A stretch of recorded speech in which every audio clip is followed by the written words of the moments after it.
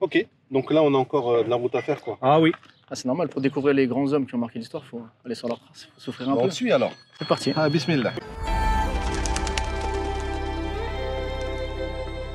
Quel bonheur que de pouvoir suivre les traces de Shir el-Bachir, en quittant sa région natale et en se dirigeant vers la région de sa mission, en se dirigeant vers Tlemcen, cette ville où le Shir Abdelhamid ibn Badis l'a envoyé. Cheikh ibn Badis lui a dit que tu quittes ou que je quitte l'Algérie, Allah l'enregistrera comme une fuite face au combat. Je peux te rapporter ici les propos de Georges Bidault, ministre des Affaires étrangères de l'époque, chef du gouvernement français, comme tu le sais, qui a écrit « La croix écrasera le croissant ». Sauf qu'en 1931, Abdelhamid ibn Badis, Bachir Ibrahimi, Mohamed Khairuddin et un ensemble de savants ont décidé de se réunir afin de lancer l'association des ulama dans le but de préserver l'identité musulmane et de pouvoir libérer les esprits pour ensuite libérer les corps.